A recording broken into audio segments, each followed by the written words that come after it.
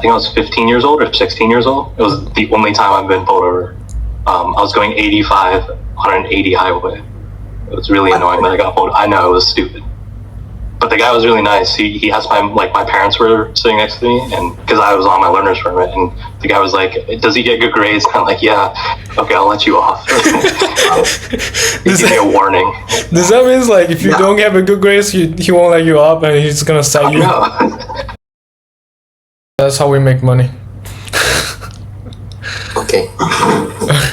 Alright, but like first off, like, what are y'all thinking about gun control issue? Because like if you're saying like just based off your personal experiences, like your thoughts, your input, like what do you think of gun control issue? I think there needs to be certain gun laws to prevent people that should not have guns to own guns. But overall, I am pro-gun. I'm pro-Second Amendment. And like I think that most gun violence is not due to it's due to other issues rather than just simply having a lot of guns in the country. Otherwise there would be a lot more shootings than there already would be. A lot of gun deaths have to do with economic issues like poverty or just disputes between people. Actually, most gun deaths in the United States are due to suicide, so it's someone killing themselves with their own gun. So like I don't think necessarily we need too much more gun laws in place. Obviously shootings are bad, the mass shootings are bad, but most of the time it's someone that should not own a gun doing it. So I think more laws to prevent people that have known mental issues should not have guns, or we should be putting more laws in place to prevent people like that from getting a gun in the first place. Yeah, but like in Washington State, it's so easy to get a gun. Like you don't have to have a permit to purchase a firearm. Okay, and how many gun deaths are there in Washington State that are due to things that like people owning guns? I mean, there are no legally. There are no direct causes, but like still like having, like I'm okay with like having guns, but like definitely I second your thoughts about like having more regulation in place for gun control, because from like what I've heard, like my friends have access to firearms since he's like 14. Like imagine like, yeah, but like yeah, so he was probably taught how to use a gun from when he was 14. So like he's probably really good with a gun, right?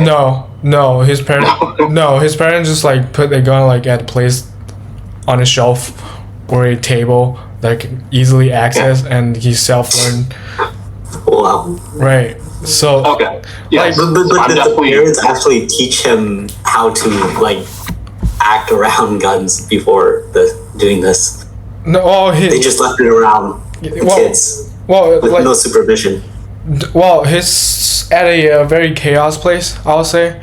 So it's very difficult to like even be at the safe place, because the neighborhood that you were living at was not as safe. Well, I'll say like more as a ghetto. So like definitely a lot of influence from like other friends and peer pressures and stuff. Like get a firearm, you could protect yourself, or you can also cause a shooting. Especially like what happened recently. There's a lot of school shootings. Yeah, man. I think about like a kid sneaking a pistol in a backpack and just be like showing off on the internet. Yeah, I think one big thing that we need in this country is just gun education in general. Like everybody should know, like the fact that there are so many guns in this country, and like their power, what they can do, like how to deal with situations where someone brings out a gun, that kind of stuff. And like everyone who owns a gun should have to take some kind of gun safety class. I think that should be like a bare minimum, and you can see in other countries that have that kind of stuff, there are less shootings. than in America, but we just don't have laws like that in place. Yeah, but like if you're gonna compare like U.S. to China, because like China are like very strict to guns. We have no access to firearms. Yeah, but you can't compare U.S. to China in terms of guns, though. Yeah, right, for sure. Fair.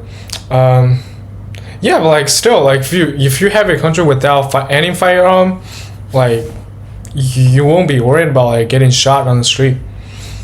Yeah, you'll be worried about getting stabbed by a knife, or there are other ways to kill people. Yeah, but like still, like you have like more selection or like easy to kill a person or rob a bank if you got a firearm. You won't rob a bank with a knife or like go a hammer and stuff. Yeah, but most gun deaths aren't from robbing a bank. Most gun deaths are like from shootouts between gangs or for petty crimes. It's not like you don't have these people scheming to go rob a bank all the time and shooting people up. That's not like common. Yeah, but like, would you think if there's no guns in the world, will be less? The rate of committing a crime will be lower or higher?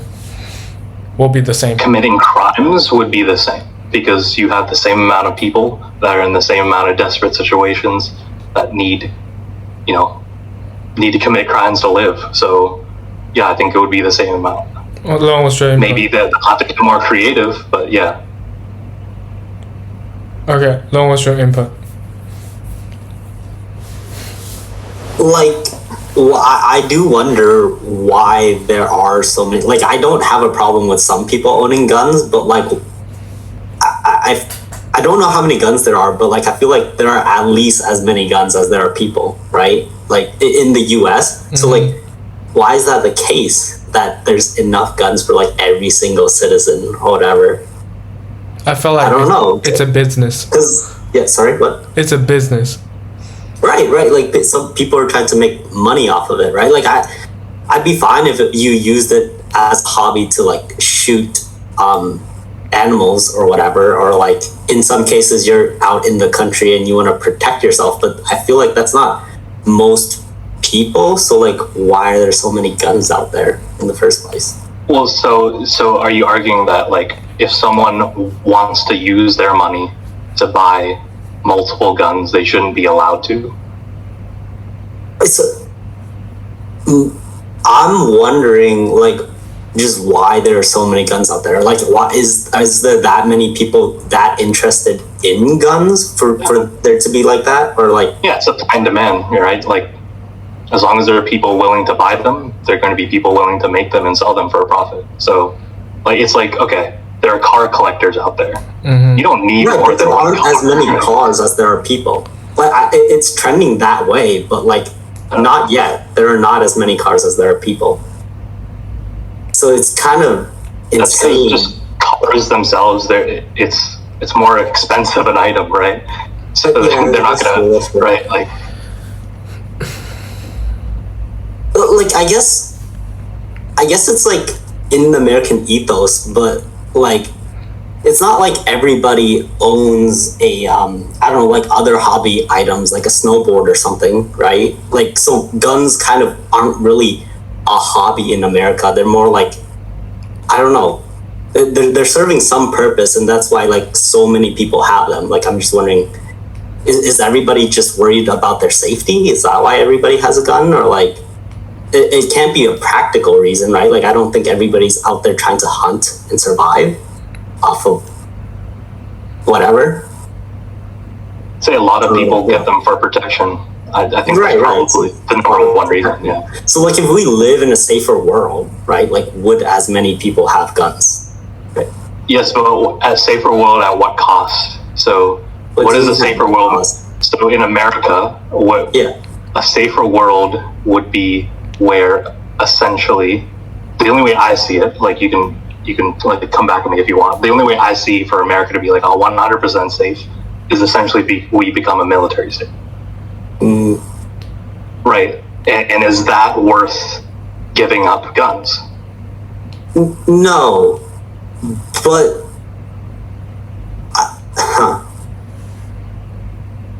that like, I feel like that ties ties into the whole policing thing too, right? Like, shouldn't the police be like they're one of the factors here that are supposedly supposed to keep us safe, right? Like, if there are police around and they're supposed to keep us safe, how come they don't make us feel safe enough to like not need all these guns? I don't even know if like we have all of these guns because we need to feel safe. Like, what if it's because like we've been, I don't know, like it's pushed onto us like shoes or something. Like it's like there's a massive amount of like advertisement out there, and people buy guns because of that. Yeah, like to like put into something. To answer your first question, like why people are buying guns, like from my experiences, but like from what I heard and my friends doing it, is that it's their hobby. They like to collect guns, and they've been watching American movies since they were little, and when they have the access to it, they'll probably buy a lot of it, and they use it as a self-protection or self-defense reason for buying a whole bunch of guns. That it's too much for self-defense. You're buying AR-15 and MP5 for self-defense. You can blow your entire house down for that. but like the second reason is, I think it just as a you know how marketing works is they use protecting yourself as a gimmicks to attract more people to buy it. Just like what happened like recently, there's like school shooting, and those like weapon or firearm companies are not cutting down the guns, or like make it less powerful, but like they be just providing body armor, like those quick assemble one for a student to use. Like are we not living in a place that we should not be worrying about those stuff?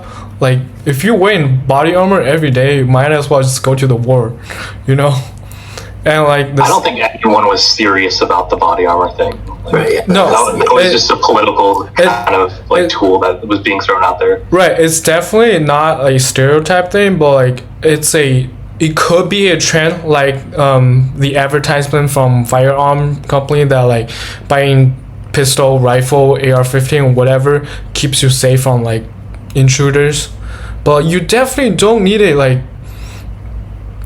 5.54 like bigger cal firearm to like defend yourself. Yeah, I mean, I would argue like the people that own like one gun in their household, like they're using it to protect themselves, and maybe like even a couple of guns, they're using it to protect themselves. But if you're owning a bunch, like you're a gun enthusiast, like you just enjoy guns, you're buying them, right? Right. I think that's fine too. Like if you're a gun enthusiast, like go for it. That's like whatever. But like, should everybody feel like they need to own a gun and like have to go out and buy one? Like I wanted to like. It feels like there's so many out there that's what's happening. Yeah. So like, okay, we live in like urban area. There are certain pockets where like it would be nice to own a gun to be able to protect yourself in case, because there's just robbery there and whatnot. But also, I don't know the actual statistics about this, so I'm going to caveat with this. Like I would argue most guns are owned in rural parts of America, right? Would that be fair to say? I don't even know, like, but I think that's a reasonable assumption. At least a lot of guns are in rural areas. Okay, in those areas, you have like one police department covering so much area, right? So if anything happened, the response time for policemen is likely to be pretty damn high, right? It would take a long time before a policeman could get to your house to help out in any situation. So I think if I were living out there, I would want to have a gun. Because, you know, if someone came in your property and like, you can't trust the policeman to get there in time, like you have to protect yourself, you have to protect your family. So I think just changing your perspective to different lifestyles, like you can consider different situations where you may want to own a gun. Yeah, but like from what I feel is like all those YouTubers out there, be like those like gun enthusiasts, just be like kind of portraying the idea of like not buying a gun as a self-defense weapon, but like more as joining the club, like joining the gun enthusiast club. Okay, I mean, as long as they're not shooting up schools, I'm okay with that. Yeah, fair. But like the second topic that Lone brought up is like how police make us feel, right? Like how do you feel about police? Like, are they protecting or they're not really protecting? Like, what's your thought on seeing a police car or like a whole bunch of police cars running on the street in the city, not like in some suburban area? I mean, I think for the most part, they do their job. So I don't care how I feel as long as they're doing a good job. Low? I mean, I feel like there are there are a lot of ways that they overreach and do a lot more than their jobs in pretty brutal and like pretty brutal and vicious ways that should not happen at all, but that happened like way too frequently. Yeah, but honestly, my first thought when I saw a policeman, like a whole bunch of police in next to a market or a mall, I'd be like, something is happening. Is there like shooter around here? You know, like I just want to get out of the place. Like if you see that much police surrounding to a mall or a supermarket. Okay, well, was there something going on there? Well, generally there is like either a person got stabbed or like they're hunting down people, criminals. Yeah, so it's a good thing. Yeah, I know. There, right? I mean, it's a good thing, but like it will be a possible collateral damage could happen if you like stick it around there. Yeah, so exactly. So like their presence being there should tell you, okay, this is not somewhere I should go if I want to protect myself, right? Something's going on here. There's some crime that was committed here, so I should stay away from that. Yeah, I well, it might be like an Eastern Western concept. It's different. It's like probably in Asia, if you see a police in a certain place, certain area, it means peace, calm, quiet, nothing is happening, nobody is committing any crimes. But like America, if you see a police, it'll be like, yeah, stuff about to go down, you know. I think most of the time I see police, I don't think anything's going down. If I see a group of police, then I'm like more. Yeah, I'm more concerned, right? Right, that's what I meant, like a group of police, not like a. Okay. Yeah. But like, Lone, what do you think? I guess I don't know. Like, just moving forward a little. Like, how do you feel about police action against like protesters and stuff? Like, is that justified? Should they be having a bit more constraint? What do you think? So I think there was this. I was watching. I forgot which. I don't remember exactly when this was or what it was for, but it was around the time of BLM, and I was watching on TV. I think it was in DC. There were protests, and Trump was like walking to some church, and the people were protesting like kind of down the street, and they threw out like tear gas and everything and pushed everyone away just so that Trump could walk to the church. And it was pretty obvious the timing that they did it, that they were just trying to push people away. Like they weren't even, I don't even think they were near the church, but they were just trying to push people away just for the image of like Trump, like pushing away the protesters before walking out. Like they were just trying to make that image, like as if Trump was really strong to do that. And that made me mad because the protesters weren't doing anything bad. They were just standing there very peacefully and just using their right to protest, right?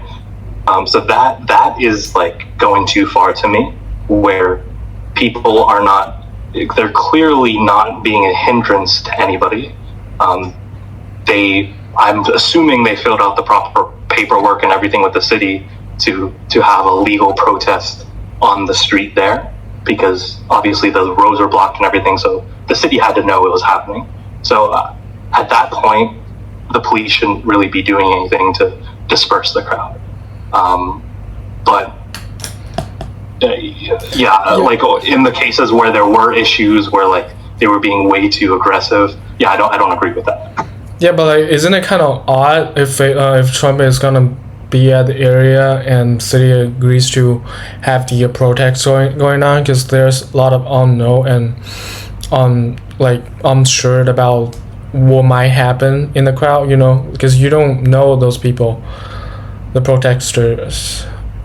Yeah, but I don't remember if this was like I'm pretty sure the protest was like blocks away from where the church was. I'm pretty sure that walkway was already clear. Maybe it wasn't. Maybe my memory's not serving me right, but I think the walkway was pretty clear, and they were just being way overprotective, I think, at that point. Yeah, but like coming off, like if you're standing from like a military or like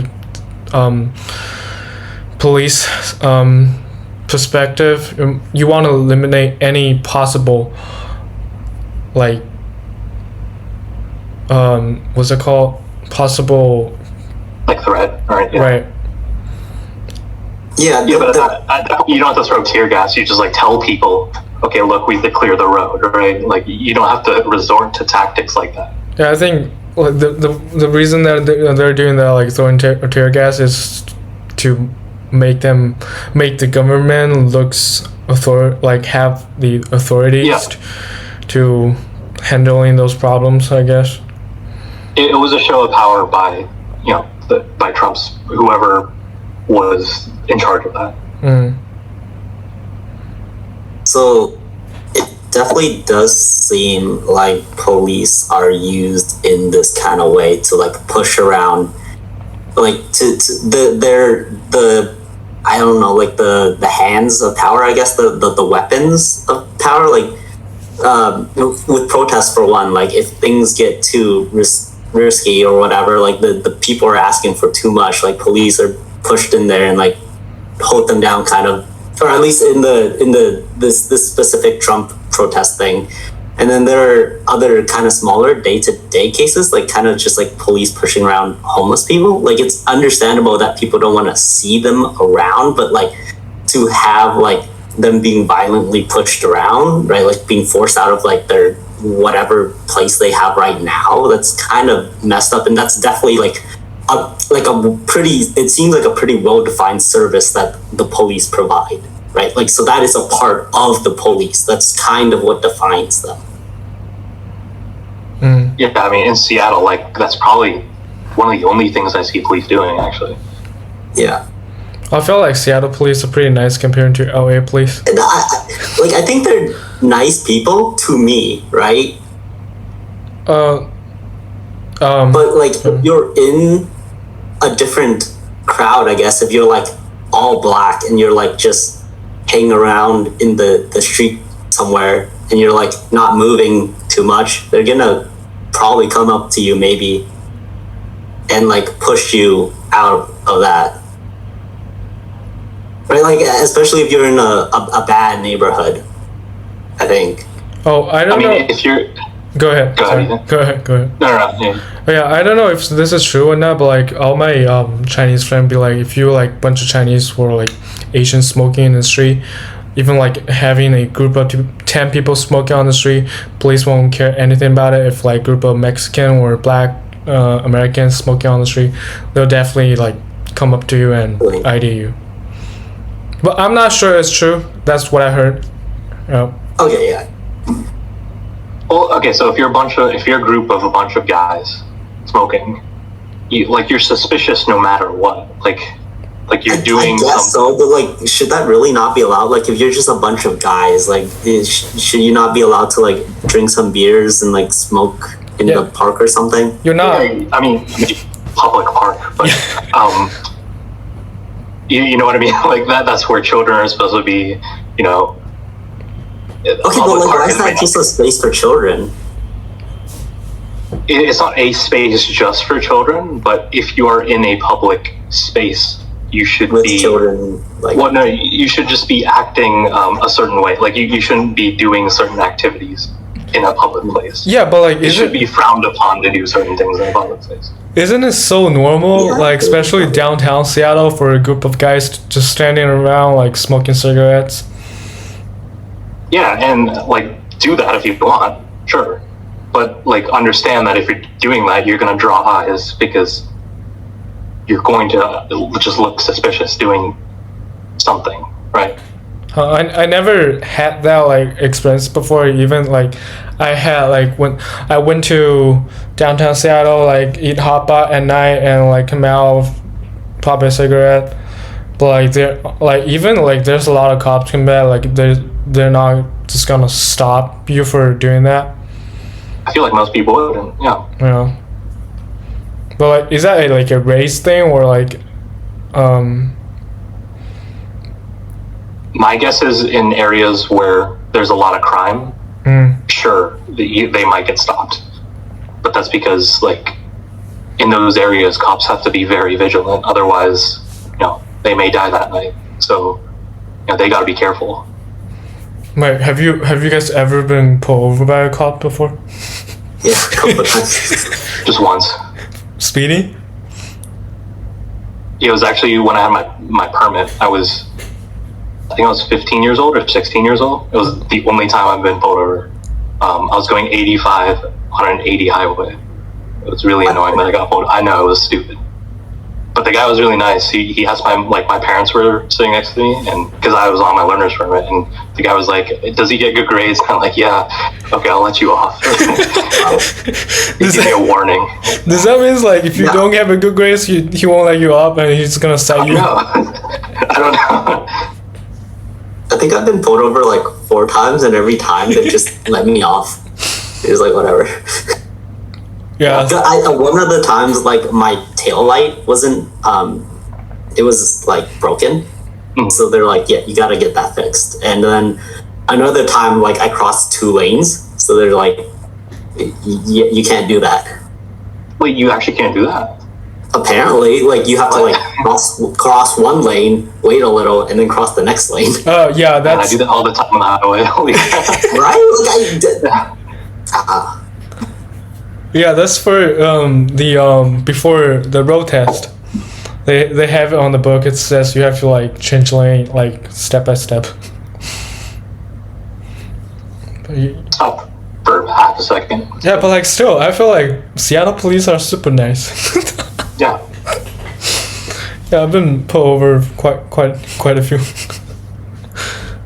But like, will they actually put you on record if they just give you a warning?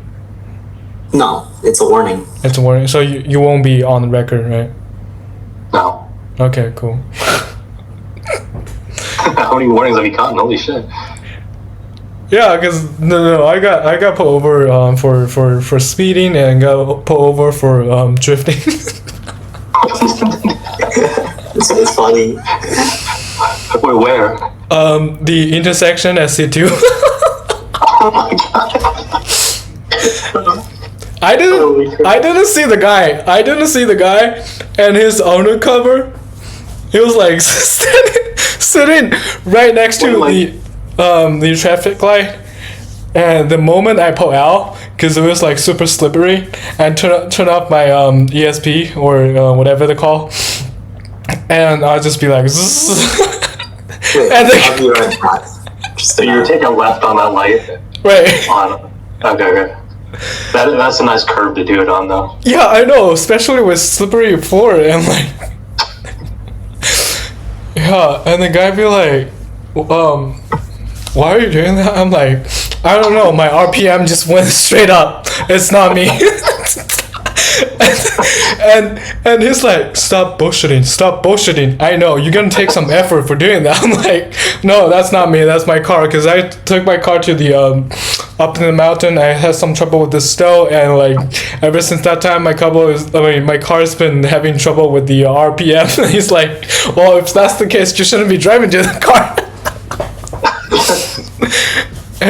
Yeah, he's like 10 minutes off duty, and he was like, yeah, I'm 10 minutes away from off my duty. I'm not gonna write you a reckless driving, but I'm just gonna give you a warning and stop driving like that and be safe. I'm like, whoa, man. Was that night or like on Saturday when you? That's at night. It's on Thursday or Wednesday. I was like heading to bar after the after C2. Heading to bar on a Thursday? I think it was on Thursday because we don't have work on Friday. Okay. Yeah, and I got carried away a little bit.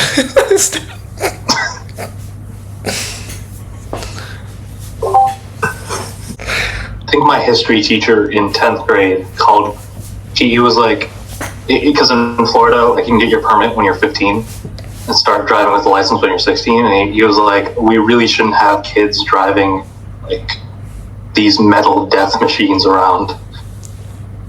That's the thing, though. What can kids do?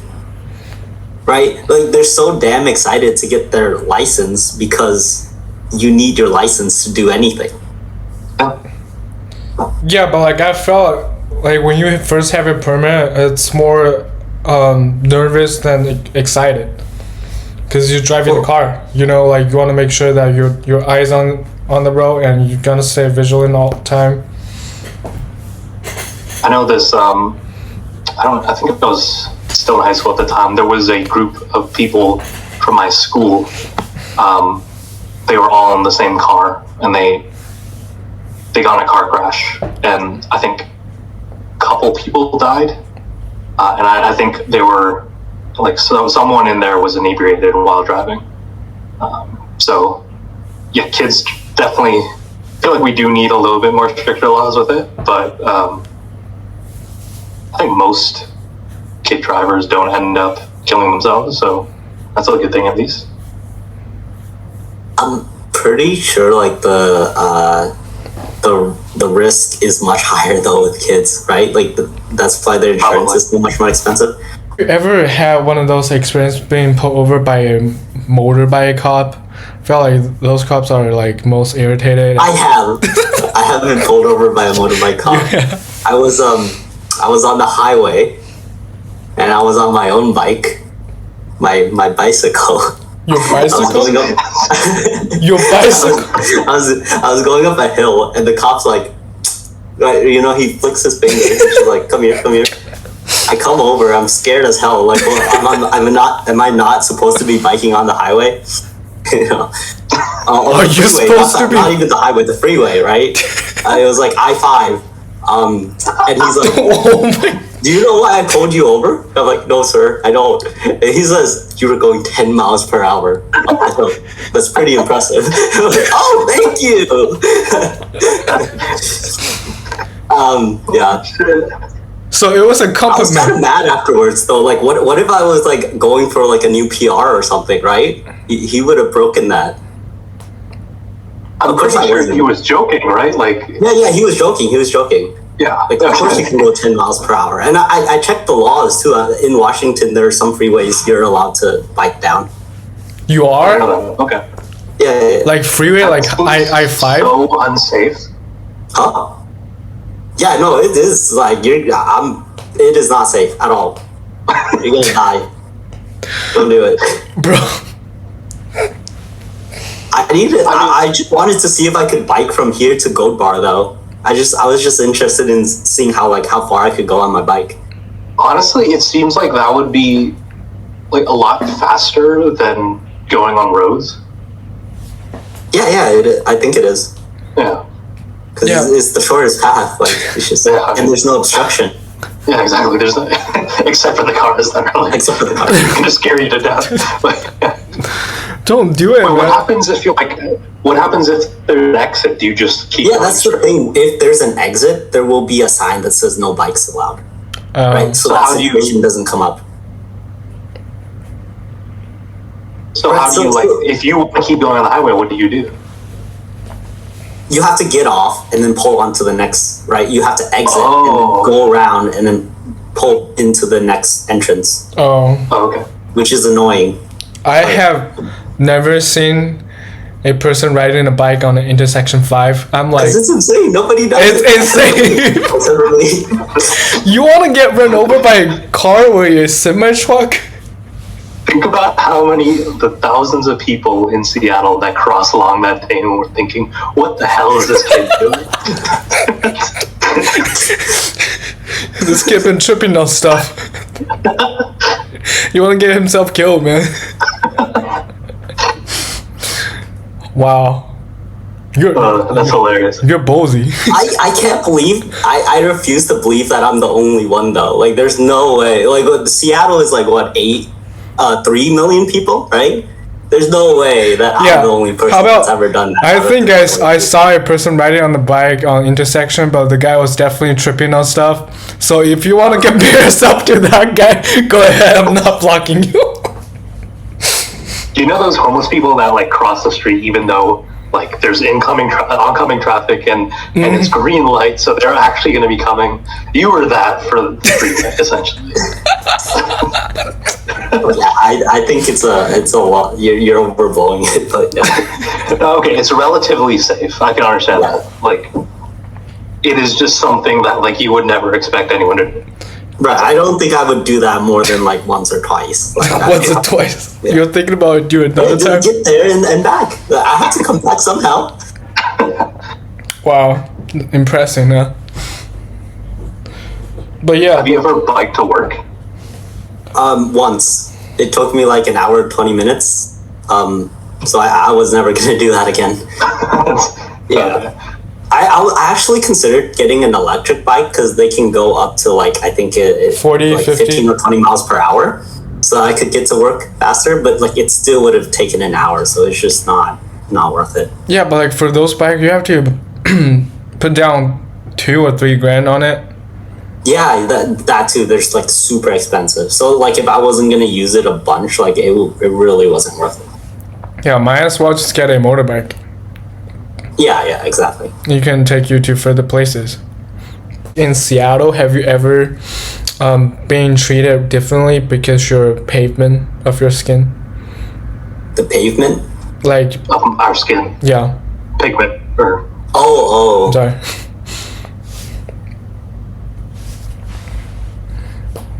I don't know, honestly.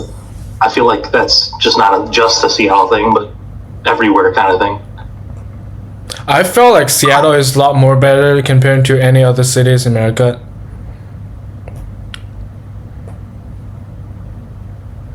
Right, because we're like a lot more liberal or whatever, Yeah. left leaning. I think the talk is there, but actions are still kind of similar. Well, are you talking like those small talks in outside of Seattle, like Everett, Snohomish, Issaquah, Well, or what I mean is like, okay, people talk as if like they're inclusive and everything, but their actions are still very much not that way all the time. okay, can you give us a more detailed example? Okay, so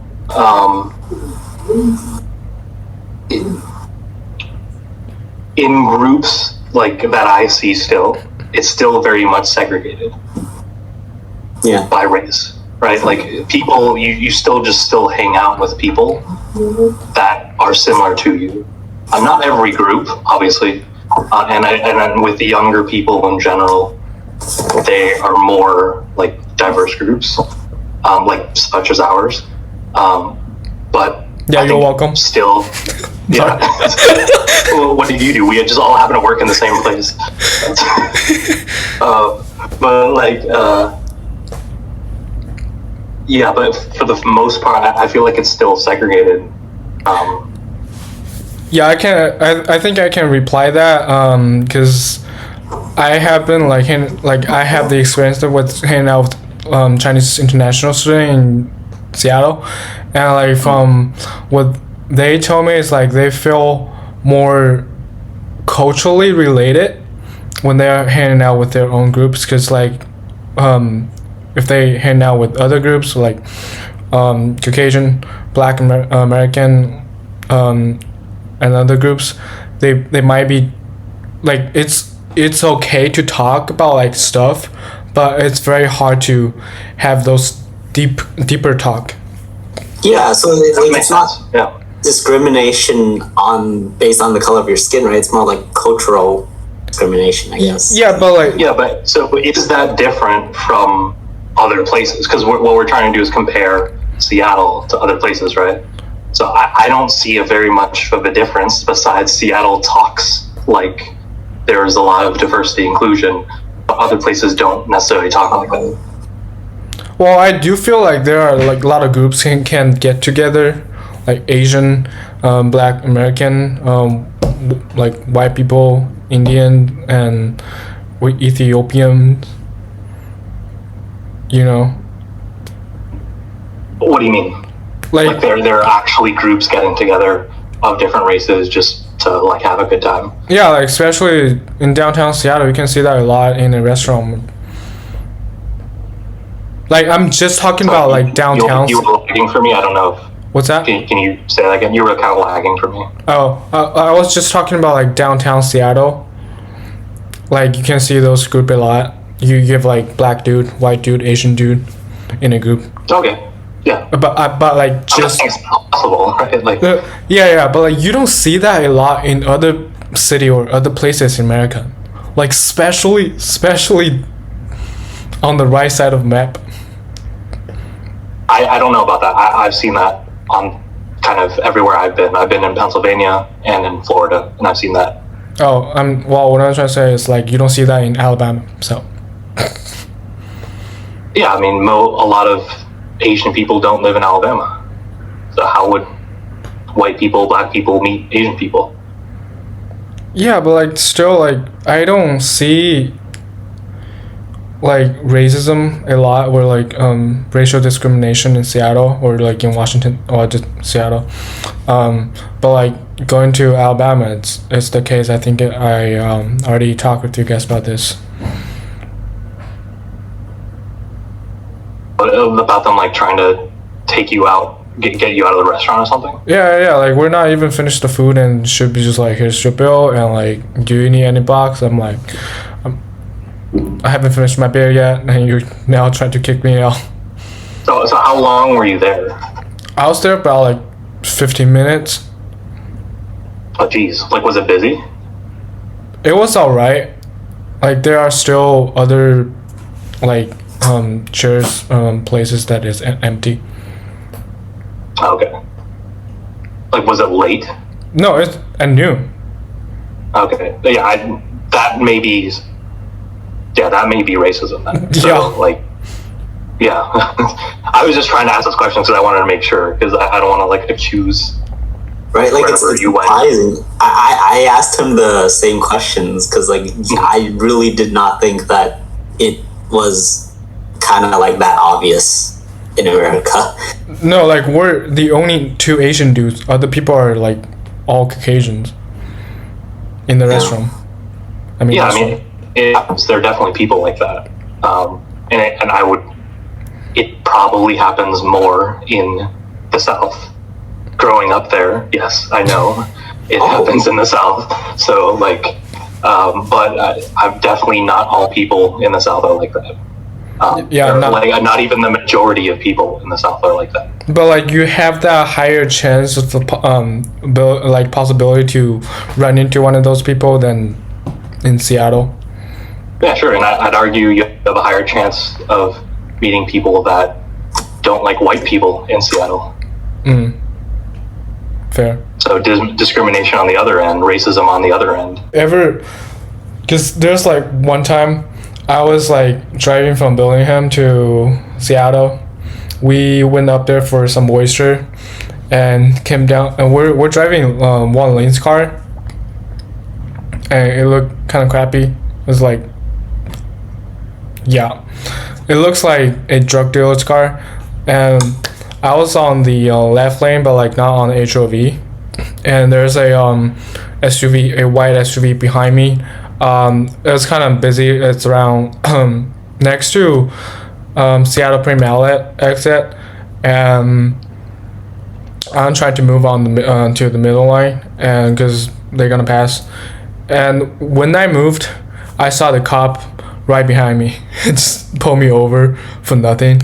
I was like not speeding at all. I was just like following the crowds, and he said to me, he was like, I was doing 70, 75 in a 60. I'm like, I was not. It might have been your license plate too. Like if they see that you have like a different city, like they might question it a little. No, the license plate is actually under Edmonds. Edmonds. Yeah. And coming from Arlington. They're coming from We're from Bellingham to Seattle, but like we've been pulled over at the 180 or 200 actually, 203 I think. The exit to Seattle outlet. Yeah, and like the guy was asking us like driver's license and registration, right? And I was like so nervous because like one lane starting to reach to the glove box. I'm like, wait, I was about to say, wait a second, I'm about to ask this officer, I'm going to reach to my glove box, you know? Yeah, I wonder about that too. Like, what kind of movements can you make? I don't know. I felt like as a Caucasian, you probably can do whatever. They don't really like care about it. But like as a Asian or Black Americans, you're probably gonna be more aware of what you're about to do. I got this classmate from college. She said like, I'm 21 now. I'm afraid of to getting a driver's lesson because what's happening with like police